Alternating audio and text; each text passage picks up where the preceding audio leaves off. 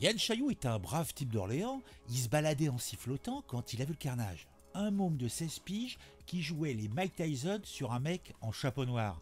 Un rabbin qui l'a reconnu direct. J'ai vu 3 ou 4 coups, des vrais pas dans la tronche, et le chapeau qui volait comme un frisbee.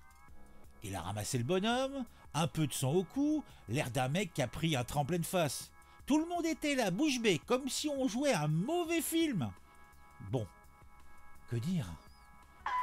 Le club de l'actu, c'est sur ce tu regardes les vidéos, tout devient plus fou. De ton avis et comment c'est cool. Chaque like, chaque abon, t'es pas seul dans la foule. Cette sombre affaire s'est passée un samedi après-midi, en plein Orléans. Et v'lan, on voit le rabbin Harry Egelberg se prendre une dérouillée devant son gosse de 9 ans. Frappé à la tête, mordu à l'épaule, insulté, l'homme rentre de la synagogue quand un môme de 16 balais, un migrant mineur, au casier vierge, en tout cas il semblerait, lui tombe dessus comme une bête. La France, terre d'accueil qu'il disait, plutôt un ring à ciel ouvert pour la haine ancestrale, c'est moche. Petit retour en arrière, on est vers 13h30, on est rue d'Orléans. Harry Egelberg marche, son fils à ses côtés, quand un gamin, que dis-je un gamin, il ressemble à un adulte, il est vif, il est grand, il est fort, il surgit là et il le fixe et se met à le cogner. Pas de vol, pas de motif clair, juste des coups et des mots qui puent la haine. Vous êtes juif, aurait-il lâché avant de frapper? Bigre. Tout cela rappelle les heures sombres, celles des pogroms d'antan ou des rafles qu'on croyait rangées dans les livres d'histoire. Aujourd'hui, c'est un ado qui joue les bourreaux, qui nous viendrait, je ne sais pas, de Palestine, de Syrie, on va savoir. Il est pas armé, il n'a rien d'autre que sa rage et un mépris qu'il a dû ramasser quelque part. Peut-être en écoutant les insoumis de la LFI et en train de le motiver, peut-être.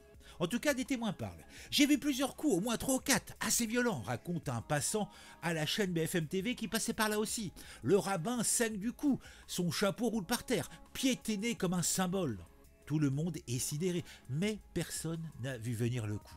La procureure Emmanuelle Bouquinec-Muren ouvre une enquête immédiatement pour violence volontaire. Et cela à caractère antisémite. Le gosse a été chopé le jour même vers 21h45 par la BAC.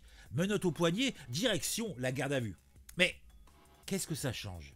La France compte plus de 1570 actes antisémites en 2024 et on continuait à jouer la surprise. Pourquoi continuer à jouer la surprise? Je vous le demande.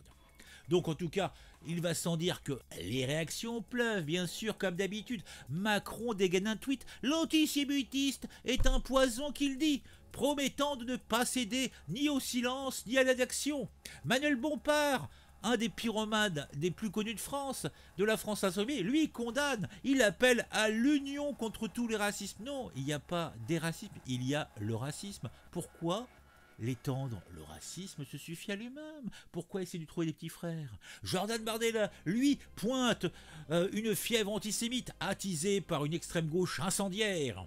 Chacun sa petite tambouille électorale sur le dos d'un mec qui s'est fait cogner le museau pour ce qu'il est. Pendant ce temps, le maire d'Orléans, Serge Grouard, va causer à la synagogue, histoire de montrer qu'il est là. Une marche silencieuse est prévue mardi. Ah, ça console qui au juste. Mais si Harry Egelberg avait été l'agresseur, un type lambda tabassé par un religieux, qui n'aurait pas crié à l'obscurantisme? Qui n'aurait pas crié à la barbarie venue d'un autre temps? Mais non, ici c'est le contraire, et ça fait moins de vagues. Pourquoi? Parce qu'un juif qui se fait taper dessus, ça devient presque banal, une vieille rengaine qu'on ressasse depuis 2 siècles, les pogroms du Moyen-Âge, les lois anti-juifs de Vichy, et maintenant un ado venu de l'autre bout du monde qui vient en France cogner en 2025 un Français qui se trouve être de confession juive. Le décor change, mais pas le fond. Convenez-en. Le môme, 16 ans, inconnu des flics et des services de renseignement, il n'a pas de casier, pas de signe avant-coureur, juste un gosse qui un jour décide que sa colère doit s'abattre sur un homme en chapeau noir. Alors d'où ça vient? Alors peut-être son origine ethnique, peut-être le fait qu'il s'est fait marbouler la tête par l'extrême gauche, peut-être qu'on lui parle tellement souvent d'islamophobie et compagnie, peut-être que lui il se dit que bon, c'est la faute des juifs, ouais. En tout cas la procureure vérifie son identité.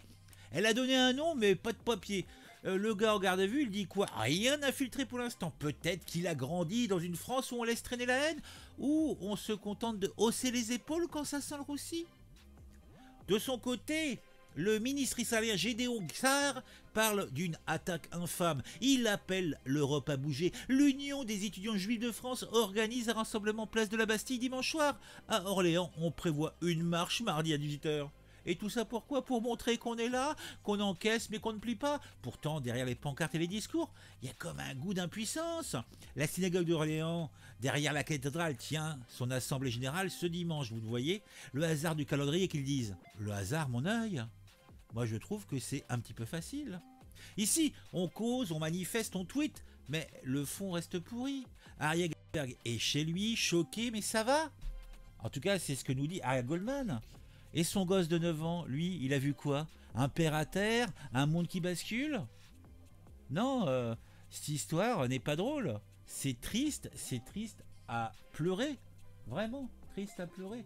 Bon, on va peut-être regarder un petit peu les éléments qui sont à notre disposition. Alors attendez, on va faire de la place. Tiens, toc, on va mettre ça et on va virer les éléments qui vous empêchent de voir ce qui se passe. Donc on va envoyer ça, tac. Et on a quelques bricoles.